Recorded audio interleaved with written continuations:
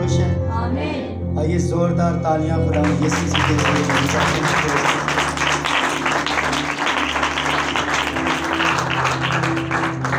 और आइए जो बहनें जो भाई बाइबल पढ़ सकते हैं या रीड कर सकते हैं वो मेरे साथ बाइबल मुकद्दस को खोलिए। और मैं चाहता हूँ कि भाई नाज़म भी अपनी बाइबल अपने हाथों में ले लें। और जो खुदा के यहाँ खादम बैठे हैं या खड़े हैं या खुदा की बंदियाँ और खुदा की बेटियाँ यहाँ मौजूद हैं, वो अपने हाथों में बाइबल ले लें। पैदाइश की किताब उसका 49 बाब और उसकी पहली आयत के अंदर लिखा है, पैदाइश की किताब उसका 49 बाब और उसकी पहली आयत। सब निकालें, जब तक आप निकालेंगे नहीं मैं पढ़ूंगा नहीं, क्योंकि ये बड़ा ख़ास टॉपिक है और ये बहुत सारे लोगों को यकीनन इस कलाम की वसीला से बरकत मिलेगी। आमीन। पैदाइश की किताब उसका 49 बाब और उसकी पहली आयत के अंदर लिखा है, और याकूब ने अपने बेटों को ये कहकर बुलाया कि तुम सब जमा हो जाओ ताकि मैं तुमको बताऊं कि आखिरी दिनों में तुम पर क्या क्या गुजरेगा। ऐ याकूब के बेटों, जमा होकर सुनो और अपने बाप इस्राएल की तरफ कान लगाओ। आमीन। कलाम मुकद्दस का पढ़ा जाना हम सबों के लिए बरकत का बायस। सब तशरीफ है।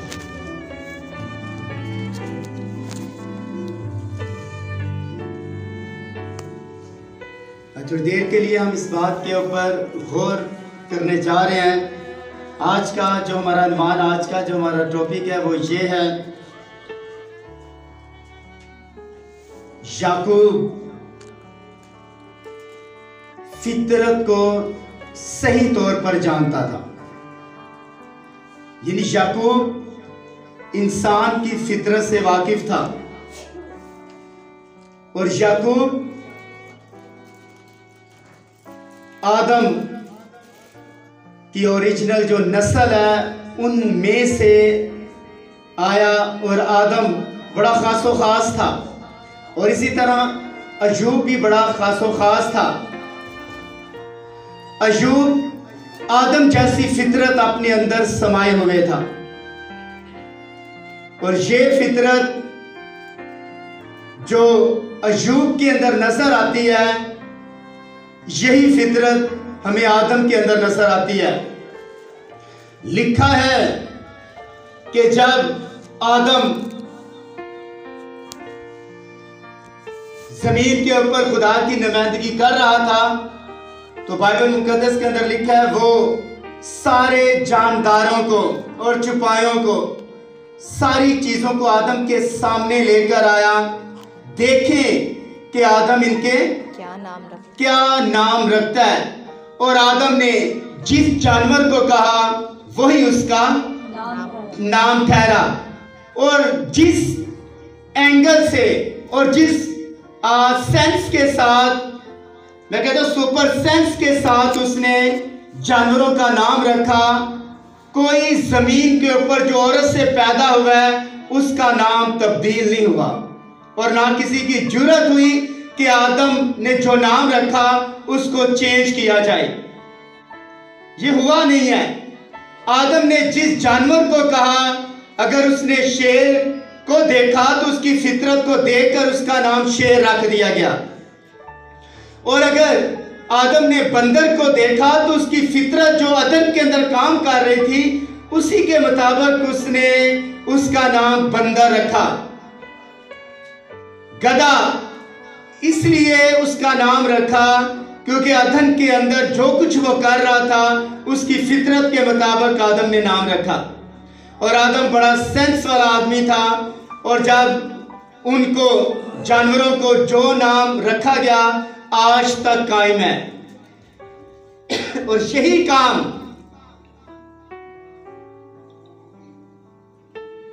अब्राहम, याकूब और इसहाक करते हुए हमें नजर आते हैं और यही ओरिजिनल आदमी की पहचान है कि हमेशा फितरत को देखकर लोगों के साथ वो डीलिंग करेगा फितरत को देकर। और आज बहुत सारे लोग हैं जो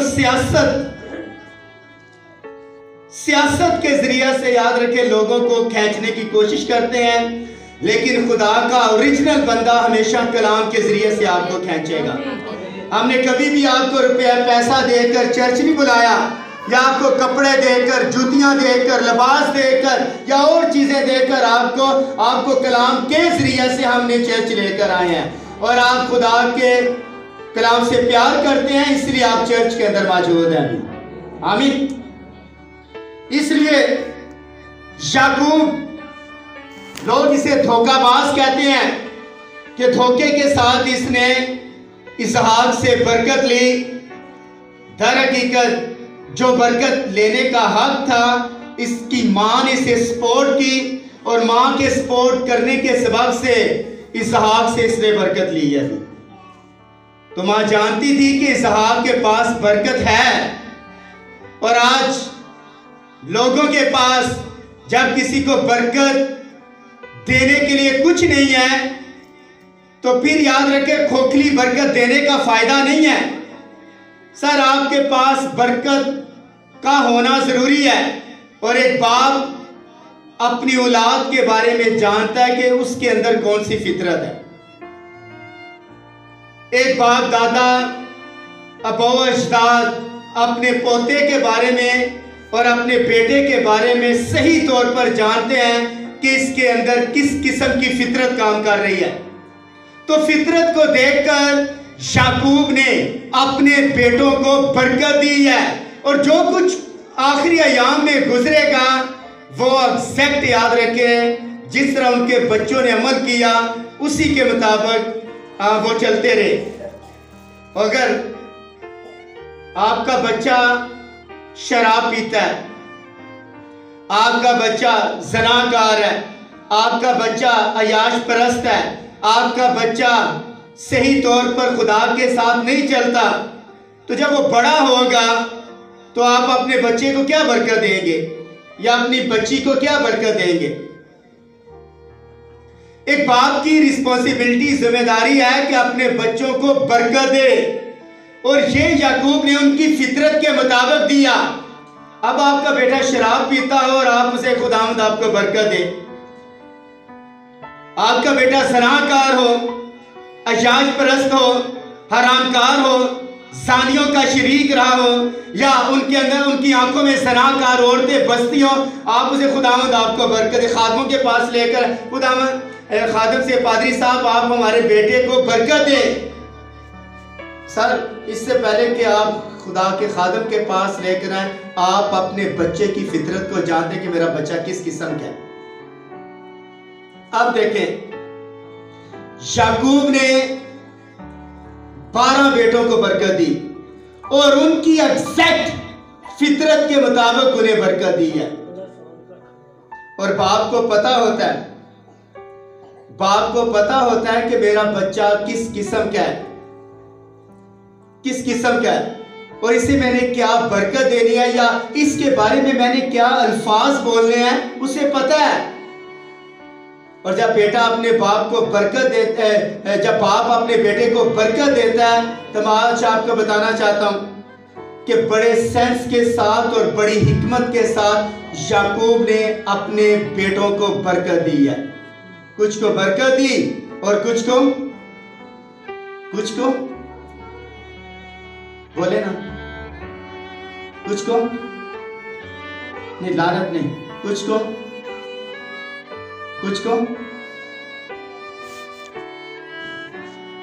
जिस काबिल वो थे उसी काबिलियत के मुताबिक याद रख के उनसे कलाम किया गया कि तू इस लायक है, तू इस लायक है, तू इस लायक है। और बोला गया, याकूब ने अपने बेटों को ये कहकर बुलाया कि तुम सब जमा हो जाओ ताकि मैं तुमको बताऊं कि आखिरी दिनों में तुम पर क्या क्या गुजरेगा। ऐ याकूब के बेटों, जमा होकर सुनो और अपने बाप इसराइल की तरफ कान लगाओ। एक बाप होते हुए जवान बच्चे को बरकत देना एक बाप की जिम्मेदारी और उसकी रिस्पॉन्सिबिलिटी है। जिस फितरत के मुताबिक वो काम कर रहा है उसी फितरत के मुताबिक उसके साथ डील करें। गलत बरकत देने की कोशिश ना करें। खुदावंद आपको बरकत दे, खुदावंद अपने चेहरा तुझ पर जलवागर फरमाए, खुदावंद तेरे साथ हो, खुदावंद तुझे बढ़ाए, तुझे औलाद बख्शे, तुझे तेरे साथ ऐसा करे, तेरे साथ ऐसी डीलिंग करे। सर ऐसा कहने की जरूरत नहीं है, उसकी फितरत के मुताबिक यार ये ईमानदारी है। याकूब ने अपने बच्चों के साथ किसी के साथ रियाकारी नहीं की, हिपोक्रेसी नहीं की कि बड़ा जो है उसको ज्यादा बरकत दे और जो छोटा है उससे याद रखे नाकिस करे। इस तरह का काम उसने नहीं किया। पैदाइश की किताब में लिखा है सबसे पहला बेटा कौन सा था? रोबिन। रोबिन के बारे में बाइबल मुकद्दस के अंदर लिखा है याकूब ने इस तरह तरतीब के साथ अपने बच्चों को बैठाया और उसे पहले से कलाम करने लगा। उसने कहा कि अपने बाप इसराइल की तरफ कान लगाओ, ए रोबन। उसने ये नहीं कहा ए शमाउन, ए लावी, ए अशकार और ए जद, ए यूसुफ। उसने पहले से कलाम किया, उससे कहा ए रोबिन, तू मेरा पेलोठा और मेरी कुवत और मेरी शाहसोरी का पहला फल है। ये उसके बारे में स्टेटमेंट क्या दे रहा है? नंबर 1, तू मेरा पेलोठा, तू मेरी कुवत, तू मेरी शाहसोरी का पहला फल है। तू मेरे रोब की और मेरे शान की ताकत है। तू मेरे रोब की और मेरे शान की ताकत है। और जो पेलोठा बच्चा होता है बाप को वैसे ही बड़ा पसंद होता है। क्या ख्याल है? तो उसके बारे में रिमार्क्स दे रहा है, ए रोबिन, तू मेरा पेलोठा और मेरी कुवत और मेरी शाहसोरी का पहला फल है। तू मेरे रोब की और मेरी शान की ताकत है। और आगे कहता है, ये अल्फाज तब तो उसके चेहरे के ऊपर बड़ी शादाबी रही, बड़ा खुश हुआ कि मैं पेलोठा हूं, मैं उसकी कुवत का और शाहसोरी का पहला फल हूं, मैं अपने बाप का रोब हूं। मैं क्या? तू मेरे रोब की और मेरी शान की, तू मेरे रोब की, यहां तक तो ठीक था, तू मेरे शान की ताकत है, यहां तक भी ठीक था। बड़ा खुश हो रहा होगा बाकी 11 जो भाई थे, देख मैं पेलोठा हूं और मैं याकूब की कुवत और शाहसोरी का पहला फल हूं, मैं उसकी रोब और उसकी ताकत की शान हूं। लेकिन चौथी आयत के अंदर लिखा है, तू पानी की तरह बेसबात है। तो किसकी तरह? पानी की तरह। रोबन की फितरत बता रही थी, जो कुछ उसने जवानी के अंदर किया, जो कुछ उसने अपने दिनों के अंदर किया, आयाम के अंदर किया, और जो कुछ अपने करैक्टर चाल चलन के अंदर किया, तू पानी की तरह बेसबात है। किसकी तरह? पानी की तरह। और पानी क्या करता है? हाँ, पानी की फितरत क्या है? पानी की फितरत है जिस सांचे के अंदर डाला जाए उसी की शक्ल इख्तियार कर लेता है। और पानी दुनियादारी को जाहिर करता है। पानी दुनिया, तू पानी की तरह बेसबात है, यानी जिस तरह का पानी की कोई याद रखे शक्ल और सूरत नहीं है, कोई शक्ल नहीं है पानी की। जिस टब में डाले टब की शक्ल इख्तियार कर लेगा, बोतल के अंदर डाले बोतल की, किसी याद रखे किसी भी चीज के अंदर उसे डाले, गिलास के अंदर डाले गिलास की शक्ल इख्तियार कर लेगा। और अगर किसी का बुत बनाकर प्लास्टर का उसके अंदर पानी भर दिया जाए तो उसी की शक्ल इख्तियार कर लेगा। तू पानी की तरह बेसबात है, इसलिए कि तुझे फजीलियत नहीं मिलेगी। इसलिए फजीलियत इट्स मीन बुलंदी। तुझे कभी बुलंदी नसीब नहीं हो सकती, तू कभी फतह नहीं पा सकता, तू कभी भी बुलंदी इख्तियार नहीं कर सकता। फजीलियत, बुलंदी, तू बुलंदी की तरफ, क्योंकि तेरी फितरत पानी की तरह, और पानी बुलंदी की बजाय नीचे की तरफ आता है। सारे आप अक्सर कहते हैं कि पानी हमेशा नीवी जगह आता है, तो पानी हमेशा नीचे की तरफ आता है। रोबन को फजीलियत नहीं मिल सकती सर, रोबन को, क्योंकि उसकी फितरत पानी की तरह है। अब बाप को कैसे पता चला कि मेरे बेटी की फितरत पानी की तरह है? कैसे पता चला उसे? हाँ, कौन बता रहा था कि याकूब को रिपोर्टें दे रहा था कि बड़ा बेटा ये कर रहा है, ये कर रहा है, ये कर, उसका कैरेक्टर ठीक नहीं है, ये काम उसका गलत है, ये काम ठीक है। कौन बता रहा था याकूब को? तू पानी की तरह बेसवाद है, इसलिए तुझे फजीलियत नहीं मिलेगी, क्योंकि तू अपने बाप के बिस्तर के ऊपर चढ़ा। और इसने क्या काम किया? इसने जो काम किया, पैदाइश की किताब मेरे साथ निकाले, उसका 35वां बाब और उसकी 21वीं आयत, 22वीं आयत से हम पढ़ेंगे। पैदाइश की किताब उसका 35वां बाब और उसकी 22वीं आयत के अंदर लिखा है, और इसराइल के उस मुल्क में रहते हुए यूं हुआ कि रोबिन ने जाकर अपने बाप की हिरम बिल्हा से मुबाशिरत की और इसराइल को मालूम हो गया। इसने क्या किया? बिल्हा के साथ, यानी रोबन याकूब की जो बीवी थी बिल्हा, इसके साथ याद रखिए इसके गलत ताल्लुकात हुए और इसने अपनी मां के साथ मुबाशरत की और याकूब को पता चल गया। और जब पता चला तो याकूब ने, जब टाइम आया बरकत देने का, जब टाइम आया सरफराजी का, जब टाइम आया बुलंदी की तरफ जाने का, जब टाइम आया फसीलियत हासिल करने का, उस और रोबिन को कहा, तू मेरा पेलोठा, मेरी शाहजोरी का पहला फल है, तू मेरे रोब की और मेरे शान की ताकत है, लेकिन तेरे अंदर ये फितरत है कि तू पानी की तरह बेसवाद है, इसलिए तुझे फजीलियत नहीं मिलेगी, इसलिए तू अपने बाप के बिस्तर के ऊपर चढ़ा और उसे नजस किया।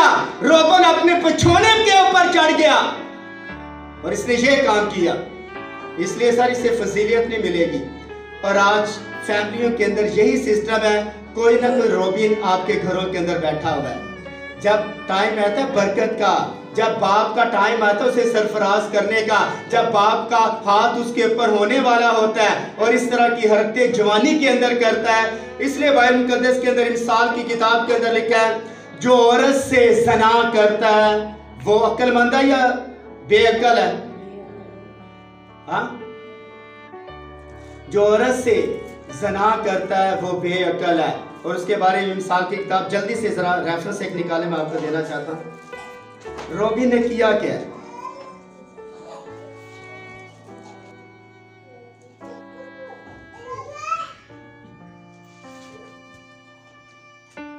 रेफरेंस याद, इंसाली की किताब के अंदर वो रेफरेंस लिखे, जो औरत से ज़ना करता है वो बेअक्ल है, और लिखा हुआ है कि उसकी सजा कभी माफ नहीं होगी क्योंकि उसने ऐसा काम किया है। जो औरत से ज़ना करता है वो बेअक्ल है भी, और यही काम रोबिन ने किया है। इसलिए रोबिन, तू पानी की तरह बेसवाद है। बहुत सारी फितरत है, याद रखें, बहुत सारे मर्दों की फितरत है, ऐसी फितरत है जो इस तरह का काम कर रहे हैं। हर घर के अंदर रोबिन बैठा हुआ है और हर घर के अंदर ये फितरत काम कर रही है। इसलिए रोबिन को सर बरकत नहीं मिली, और बाप ने जब बरकत दी तो एग्जैक्ट उनकी फितरत के मुताबिक उन्हें बरकत दी है। रोबिन को कोई अनोखी बरकत नहीं मिली, बल्कि जो कुछ उसने अपने जीते जी किया उसी के मुताबिक याकूब ने उसे बरकत दी। और आगे लिखा है, शमाउन और लावी तो भाई भाई हैं और इनकी तलवारें जुल्म के हथियार हैं, और ऐ मेरी जान उनके मशवरे में शरीक ना हो, और ऐ मेरी बुजुर्गी उनकी मजलिस में शरीक ना हो। और आगे बातें करता है, जब शमाउन को बरकत देता है और उसके बाद यहूदा को बरकत देता है, उसके बाद आशकार को बरकत देता है, ज़बालून को बरकत देता है, नफ्ताली को बरकत देता है। जब धान के बारे में आता है तो 17 आयत के अंदर लिखा है, धान रास्ते का सांप है, धान रास्ते का सांप है। तो जब 12 बेटे बैठे और जब धान को बोला गया कि धान रास्ते का सांप है, वो रास्ते का गुजर का उफकी है जो घोड़े के अकीब को ऐसा ढसता है कि उसके सवार को पचपाड़ खाकर गिर पड़ता है। मैं आपको बताना चाहता हूं कि दर हकीकत याकूब ने अपने बेटों को उसी मुनासबत से बरकत दी जो उनका कैरेक्टर था। अब धान रास्ते का सांप है, और सांप वाली फितरत किसके अंदर है? आपके घरों के अंदर, आपके बच्चों के अंदर सांप वाली फितरत होगी। सांप का क्या काम है? धसना। एकदम याद रखिए, आपका बच्चा कोई भी ऐसा काम करता है आपको डसेगा, डसता है। और यही फितरत याद रखिए धान के बच्चे के अंदर, याकूब के बेटे धान के अंदर है। धान रास्ते का, और धान ने पता क्या काम किया है? धान जब मिलेनियम का टाइम आया, जब 1000 साल बादशाह का टाइम आया, उस वक्त धान का कबीला कट गया। धान का जो कबीला ये कट गया है। क्यों कटा है? इसलिए धान बुत परस्ती करता है, धान बुत परस्त है। इसलिए बाइबल मुकद्दस के अंदर रसूल ने ये बात की है। यूहन्ना रसूल कहता है, बच्चों अपने आप को बुतों से बचाए रखो। और जब आपका बच्चा बुत परस्ती करता है तो रास्ते का सांप है, सांप आपका बच्चा। और जो बच्चों से बुत परस्ती करवाते हैं, जो बुतों के आगे झुकते हैं, कभी किसी का स्टेचू बनाकर, कभी किसी का, और कभी याद रखे दरबारों पर जाकर सजदे करते हैं, आपका बच्चा रास्ते का सांप बनेगा। और ये रियलिटी है। याकूब ने अपने बेटे को कहा, तू रास्ते का सांप है। और आगे बाइबल मुकद्दस के अंदर लिखा है, नफ्ताली एक ऐसा जैसे छोड़ी हुई हरनी, वो मीठी मीठी बातें करता है। और यहां तक तो याद रखे, जब 11 बेटों को, 10 बेटों को बरकत दी, और जब टाइम आया यूसुफ का, जब टाइम आया तो यूसुफ को याद रखे, सबसे पहला जो ऑनर दिया गया वो ये है, यूसुफ एक फलदार पौधा है। यूसुफ एक फलदार पौधा है। और जब यूसुफ ने सुना होगा बाप की बरकत को, अल्फाजों को, तो उसे याद आया होगा, जब मैं 17 साल का था तो मैं कलाम के साथ खड़ा था। मैं 17 साल का था जब मैं कलाम के साथ खड़ा था। जब मुझे मिस्र के अंदर जब मुझे इस्माइलियों के हाथ में बेचा गया, जब मुझे कुएं के अंदर डाला गया, जब मुझे पोतीफोर के घर में पहुंचाया गया, ये सारा काम करते करते जब उसके दिल के अंदर आता होगा, इसमें कोई शक नहीं है कि मैं एक फलदार पौधा हूँगी। इसलिए मुसीबतें सही हैं। यूसुफ एक फलदार पौधा है, और ऐसा फलदार जो पानी के चश्मे के पास लगा हुआ हो और उसकी शाखें दीवार पर फैल गई हों। तीर अंदाजों ने उसे बहुत छेड़ा, तीर अंदाजों ने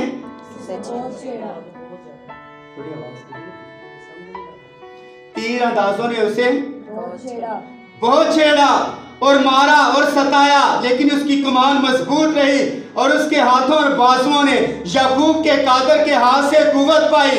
वही से वो चट्टान उठा है जो इस्राएल की चट्टान है, और वो चट्टान यीशु मसीह है।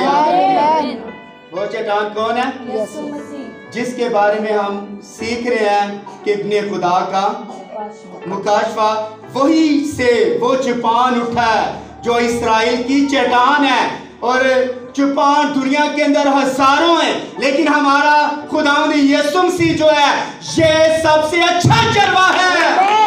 आमीन। इसलिए वही से वो चट्टान उठे जो इस्राएल की चट्टान है। ये तेरे बाप के खुदा का कमाल है जो तेरी मदद करेगा।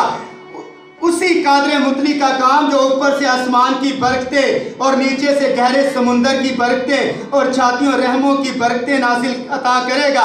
तेरे बाप की बरकतें तेरे बाप दादा की बरकतों से कहीं ज्यादा है, कदीम पहाड़ों की इंतहा तक पहुंची हैं। यूसुफ के सर से बाकी सर के चांदी पर जो अपने भाइयों से जुदा हुआ नाजिल होंगी। यूसुफ की बरकतें रुक नहीं सकती, इसलिए सर वो फलदार पौधा है। और आपके घर के अंदर कोई बच्चा है जो यूसुफ का किरदार अदा कर रहा है। मैंने बहुत सारे लोगों को देखा कि अपने बेटों को या अपनी बच्चियों को बरकत देते तो उनकी फितरत के मुताबिक कई बार वो बरकत दे रहे होते हैं, और ये एग्जैक्ट कलाम मुकद्दस के मुताबिक है। और अगर बिन्यामीन के बारे में लिखा, बिन्यामीन फाड़ने वाला भेड़िया है, सुबह को अपना शिकार खाएगा और शाम को लूट का माल बांटेगा। बिन्यामीन फाड़ने वाला भेड़िया है। और मैं कहता हूँ ये जो बरकतें जब अपने बेटों को दे रहा था, वो फाड़ने वाला भेड़िया सांप डसेगा और ये बंदा गधे की तरह ये काम करेगा। तो ऐसा क्या याकूब की बातों के ऊपर किसी ने एलिगेशन लगाया? No sir. हाँ, याकूब की बातों के ऊपर किसी ने एलिगेशन लगाया नहीं कि मेरे बाप मुझे गलत बरकत दे रहा, मैं ऐसा नहीं हूँ। याकूब ने जो कुछ उनकी फितरत के मुताबिक वो काम कर रहे थे, उसी की फितरत के मुताबिक वो उन्हें बरकत दी है। यहूदा को बरकत दी, बाकी जो 12 बेटे थे सबको बरकत दी उनकी फितरत के मुताबिक। तो आपकी जो फितरत है, आपको पता होता है मेरी बेटी की या मेरे बेटे की फितरत क्या है। कोई बात खुश है या नहीं है, आपका बाप आपसे खुश है या नहीं है, लेकिन वो जानता है मेरा बच्चा क्या हरकत असनात कर रहा है, भी उसको पता है। और खुदा भी याद रखे इसी तरह करता है। मैं आपको बताना चाहता हूं, जब टाइम आता है खुदा हर बंदे को रिस्पॉन्सिबिलिटी या जिम्मेदारी नहीं देता। खुदा हर बंदे को जिम्मेदारी नहीं देता कि वो किसी को बरकत दे और किसी को जिम्मेदारी दे। खुदा जिम्मेदारी उसी बंदे को देता है जो इस काबिल हो भी। रोबन इस काबिल नहीं है कि फलदार पौधा हो सके, रोबन इस काबिल नहीं है कि मजबूत चट्टान हो सके, रोबन इस काबिल नहीं है कि आसमान की बरकतें उसके ऊपर नाजिल हो, इस काबिल नहीं है। जिस काबिल है उसी के मुताबिक खुदा ने उसे रखा है। और मैं आज आपको बताना, कलीसिया के अंदर भी जो इस काबिल होता है खादम उसे बरकत देता है। जो इस काबिल होता है, मैं आपको बताता हूँ,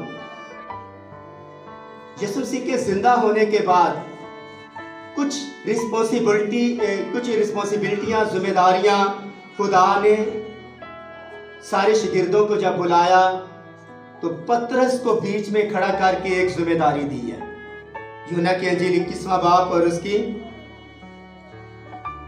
15 आयत के अंदर लिखा है, जब खाना खा चुके थे यीशु ने शमौन पतरस से कहा, ऐ शमौन यूहन्ना के बेटे, क्या तू इनसे ज्यादा मुझसे मोहब्बत रखता है? ऐ शमौन यूहन्ना के बेटे, क्या तू इनसे ज्यादा मुझसे मोहब्बत रखता है? उसने कहा, हाँ खुदावंद तू तो जानता है, तू तो जानता है कि मैं तुझे अजीज रखता हूँ। उसने उसे कहा, तू मेरे बड़े चरा। रिस्पॉन्सिबिलिटी देखें, बड़े क्या होते हैं? हाँ, बड़े चिरा, बड़े कलीसिया के अंदर जो बड़े हैं वो चिरा।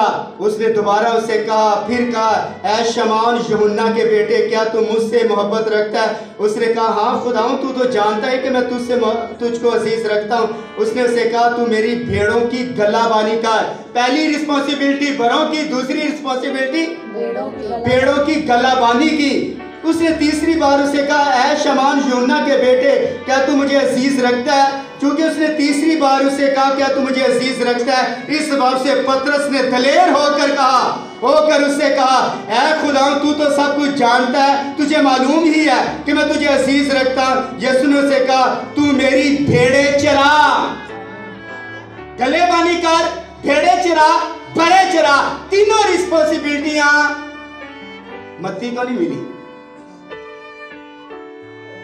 मरकस को, लूका को, बाकी जो शागिर्द हैं उनको नहीं मिली। इस जिम्मेदारी, ये जो जिम्मेदारी है, तीन जो बड़ी जिम्मेदारियां दी गई हैं, ये पतरस को जिम्मेदारियां दी गई हैं। क्यों दी गई हैं? पतरस के अंदर क्या खुसूसियात है कि इसको ये तीनों बरकतें दी गई हैं, जिम्मेदारियां दी गई हैं।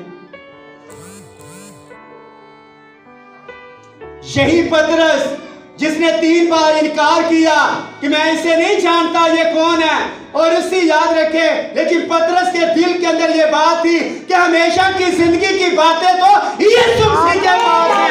ये बात जानता था, ये जानता था कि जिंदगी की बातें किसी के पास है।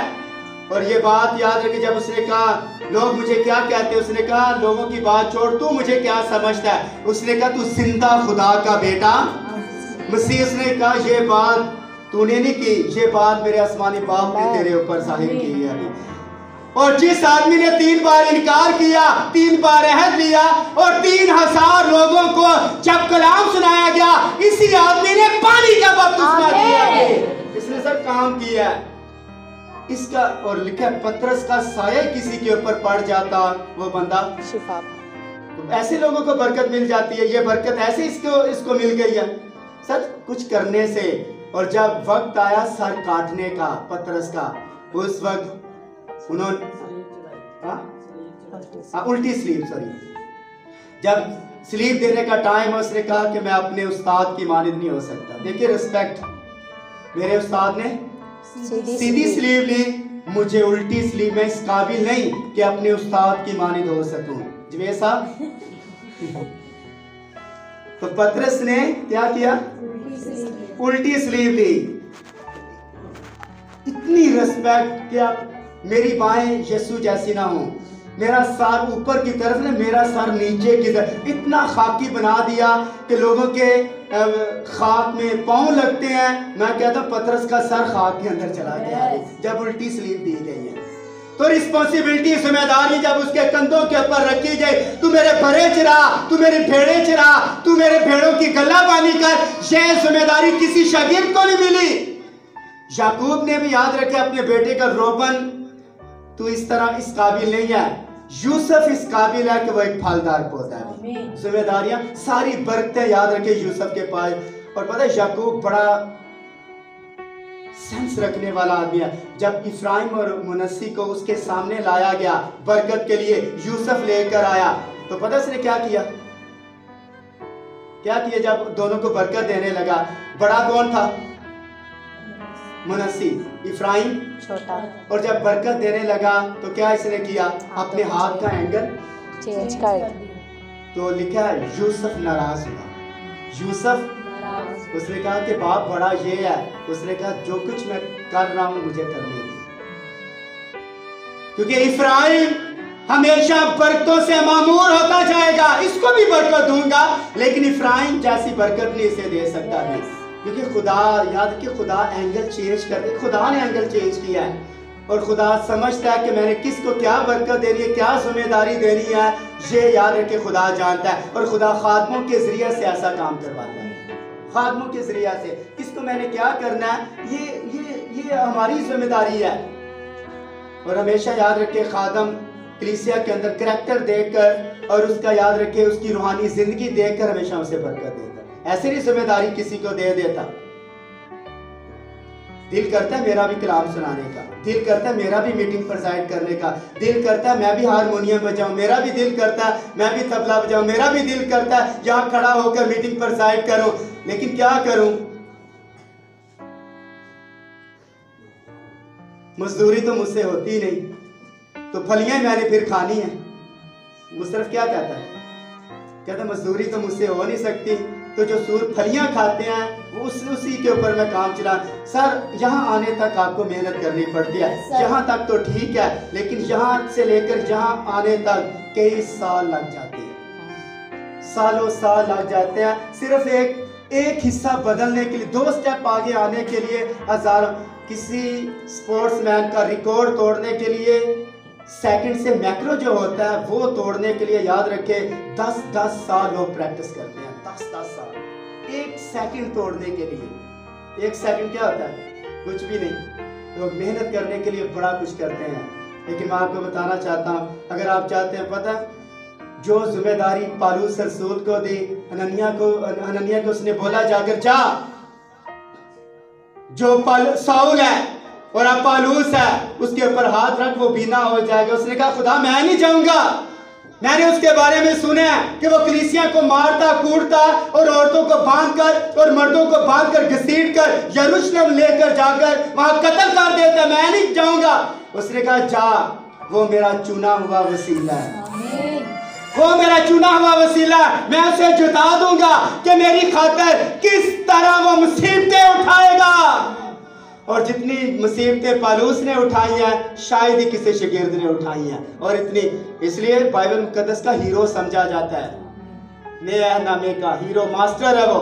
इसलिए लिखा मैं तुम्हारी खातिर तुम्हारे लिए अंजील की खातर मैं तुम्हारा बाप बना।